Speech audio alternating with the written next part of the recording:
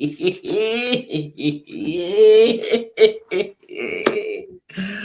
then, people, welcome back to the Just Your Football Show, and it is time for your Leeds versus Crystal Palace post-match chat. A last-minute penalty hits differently, especially when it's to win a game of football. Getting my man Rafinha with a hop, skip, and a jump. He was doing the long jump out there, triple jump, whatever jump, but he put it in the back of the net, and Leeds United got 3 points at Ellen Road against Crystal Palace. Love it. We can all forget about Brighton now and that dire performance because ultimately we got a point. We followed it up with 3. We've now got Brentford at the weekend with a potential return of Patrick Bamford and Luke Ayling. Oh, things are looking sweet. We're up to 15th. We're up to 15th. Beat Brentford on Sunday. Yo, Champions League's back on. No, I kid, of course. But listen, it was a nervy night. But Rafinha, man, he came up trumps again. He had a great game as well. Great game. Some of the passes were unbelievable from left to right. His left foot is a wand. We'll dissect the game. Dissect the game. It wasn't all sunshine and rainbows. But I'm just buzzing because a last-minute goal hits differently. It hits differently. You know, as a football fan, listen, I couldn't be there tonight. My brother's got my ticket. Can't wait to speak to him. I was like, what will it be? Because I know what the atmosphere will have been like when we got the penalty. And then when Rafinha sticks it in, it's like 2 times the emotion. 2 times the emotion. Make sure you check out my reaction on the watch along. Big shout out for those that joined me for that as well. Yeah, man. Buzzing. That's huge. A massive, massive, massive result in the context of Leeds United's season. I've been saying to you for a while, stressing the importance I put on these 3 games. I felt, Brighton, Palace and Brentford were huge because then we got December. What you didn't want to do is struggle in these games. And we struggled against Brighton, but we still got a point. And then go into them 4. And I still don't think we will lose them 4. But we won't lose 4 on the bounce. We might pick a point. We might get a win. But you just didn't want to go into them having been beaten or not get points against Brighton, Palace or Brentford. But thankfully, we got 4. My good friend Lucy, we said 5 would be amazing. There's a big chance at home against Brentford we get another 3, which we would have 7 points from 3 games. I'm really confident ahead of that one. Even just having Bamford and Ayling around the squad will just lift it. We'll just lift it. But let's talk about tonight. The axe was wielded before kickoff. Really surprised, Really, really surprised because normally Bielsa doesn't do this. He allows players to play themselves into form. But he dropped Rodrigo, he dropped Firpo, he dropped Harrison, and it was the right call. I don't think a lot of us expected it.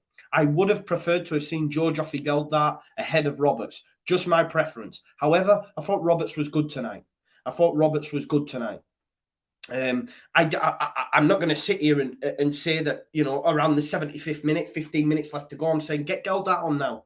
Switching for Roberts. Let's get something different. And if we don't get a point, I'd be bemoaning that decision by Bielsa because managers are exempt from criticism. But as it turns out, you can forget about it now because we win a late penalty and we score and we win. And Bielsa knew because he was saving that penalty. He was saving that substitute, for Creswell once we'd gone 1 up. You know what I mean? To make us defensive sound. Obviously, the penalty comes from a Cooper header. Those that watch along, Crystal Palace are the worst team for conceding goals from set pieces, much like we were last season. So I actually put money on Cooper to score, yeah? And obviously, Cooper was the one that headed the ball onto Mark Guehi's hand. It's a definite penalty because Mark Guehi's got his hand in an unnatural position. It's a definite penalty. You could tell from the reaction from the Leeds United players. You didn't see it in real time, but the way they were gesticulating to the referee, you knew this is a big, big shout for a penalty. And then Rafinha stopped up. I was thinking maybe it might have been Rodrigo, because obviously he scored against Wolves, but Rafinha's in man, top scorer this season, does a little dance, a hop, skip and a jump. Dare I say almost Jorginho-like. He's better than Jorginho, of course he is, but he scores. I hate to liken him to a Chelsea player, my bad. But yeah, I'm just buzzing. But we will go through the game in a little bit more depth. Look, Dan James was a frustrating figure for me personally tonight. What I will say, I bemoan his decision-making, but he's faultless in terms of pressing. There was one tonight in around about the 65th minute where he pressed and won the ball. It felt to Adam Forshaw, and Adam Forshaw's shot was terrible. Someone needs to tell Adam Forshaw, stop making shots. It's not your game. It's not your game. Although he nearly did score, he had one that just went wide. But in the early parts of the game, for me, Dan James was really frustrating because there was 2 passes where he could have played in Matthias Klick and decided to have a shot at goal. And there was one a little bit later on where he decides to make the pass, decides to make the cutback to Roberts, and it's behind him. He's really, really frustrating for me. There was a Robert chance in the first half as well with a great ball from Dallas. That one that we've seen in the first 15 minutes, Leeds dominated for me. And we dominated the second half. But in that first 15 minutes, I saw Leeds of old. I seen Stuart Dallas overlapping Rafinha. I seen Strauch underlapping Dallas at times. Dan James at times. And there was one where great work down the right-hand side. Ball comes across the box from Stuart Dallas. And Roberts just has to get a touch on it. If he gets a touch on it, it's in the back of the net. Obviously, Crystal Palace had a penalty shout as well for Pascal Strauch. In real time, I was thinking they're going to get it. He put his hands on the back of Jordan Ayew. It wasn't given. Jordan Ayew, by the way, caused Strauch all sorts of problems, although I thought Strauch did okay. It was a lively start from Leeds United in that first half. I knew. I said on the watchline, it feels good tonight. It really feels good tonight, and we could get a positive result, and it proved to be the case. Okay, pre-match I said 3-2, but it doesn't matter how you win the game, does it? You get 3 points. It is massive. Half-time comes around.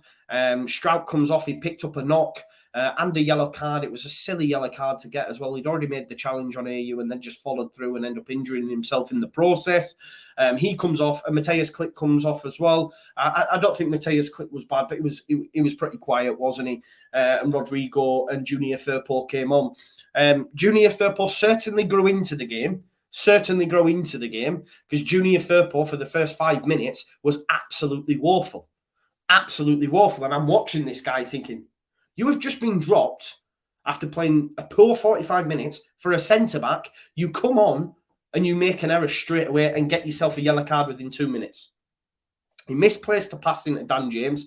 Jordan Ayew got the wrong side of him. He was out of position. He brings him down on the edge of the box and gets himself a yellow. Like, what's going on? Do you know what I mean? But he did certainly go into the game, and I thought going forward, he was much better. And we do have to give this guy time. We have to remember he hasn't played football for like 2 years. Been at Barcelona, he's come here, he's had COVID, he's had injuries. We have to give him time. But it is frustrating at times because you're thinking, maybe he's a dud. You know what I mean? And then Leeds get the biggest chance of the game. In the early parts of the second half, midway through, Rafinha, absolutely exceptional ball from right to left, gets in Dan James. I'm saying as that goes in, please, Dan, square the ball. He squares it into Rodrigo. And for me, Rodrigo's got to score. Rodrigo is left-footed. I don't care the pace and what it's coming. Just try and lift it up over Guaita. Instead, he takes it with his right and tries to go around him. And the ball's coming at that much pace that as soon as it hits his right foot, it goes out. For me, he had to score, He had to score. But I think for me, the decision-making again in the final third let us down a little bit. There was one for Forshaw. There was a pass to Rodrigo. Doesn't make it. Tries to have an effort through bodies. Wrong decision. I think the final decision-making at time in that final third can cost us. I felt it cost us a win against Leicester. Personally, Dan James and Harrison got into loads of positions. Didn't release it today. Dan James, several positions in the first half. Adam Forshaw made a few incorrect errors. Although I thought overall, Adam Forshaw had a great game. Dan James, full of endeavour, pressing, running. Abamoni's decision-making. I will continue to do that until it improves. But he was faultless in terms of his pressing tonight. And then there's the Benteke miss. Oh, wow. Benteke came on and caused us all sorts of problems. He's a different beast, different animal. Maybe if he'd have started, they might have had more joy than Osam Edouard, to be honest. Because he gave Cooper and Laurenti all sorts of problems in such a short space of time. But he had to score. We were so lucky. Conor Gallagher gets through. I thought Conor Gallagher was largely ineffective, although did show flashes. It ends up going to Zaha. Zaha lifts it towards the back post, and it's easier to miss. Benteke is in hot form as well. Benteke of old, you're thinking, okay, yeah, he's guaranteed to miss that. Almost Morpay-esque in terms of what he's like in front of goal. But Benteke this season's been hitting differently. And he misses. I couldn't believe. So lucky. And if you don't take the chances, in the Premier League, you get punished. And what I will say, just while we're talking about Wilfried Zaha, Stuart Dallas, what a shout. What a man up against him tonight. I thought Stuart Dallas, that is such a difficult battle for a guy who's not a natural right back, who doesn't have the pace, doesn't have the technical ability against Zaha, but both defending and going forward, he won that battle tonight. Thought Stuart Dallas was close to, for me, one of the best players on the pitch. Thought he was superb. Benteke then also has the other chance where a ball comes over, it's a bit fortuitous, it comes off Benteke and almost trickles in the back of the net. But France's number one, Meslier, quick reactions, Lishat turns round, keeps it out, you know. And you just felt at that point, it might be our night. It might be our night. And it proved to be. Because Mark Guehi of Chelsea, by the way,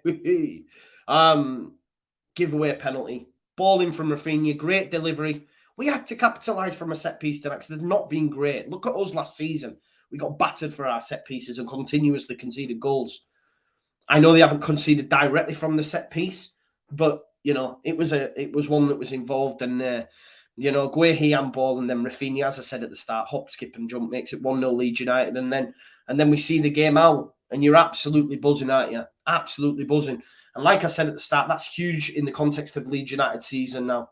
You know, if we beat Brentford on Sunday, we're sitting pretty. We're sitting pretty going into 4 very, very tough games, which, by the way, we will not lose all 4, you know. So we'll come through that, yeah, having lost a few, maybe battered, bruised, but, you know, I think we do better as well against tougher opposition because the pressure's off.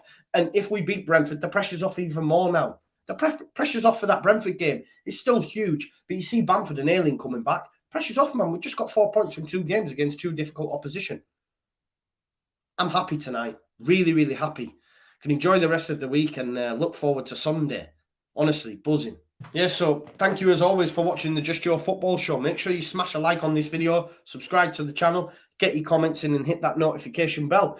And I think I'll be seeing you tomorrow for a live stream with Lucy as we do the midweek fix, which will have a totally different feel to it. So make sure you hit subscribe and get that notification bell smashed. But Leeds, now up to 15th, man.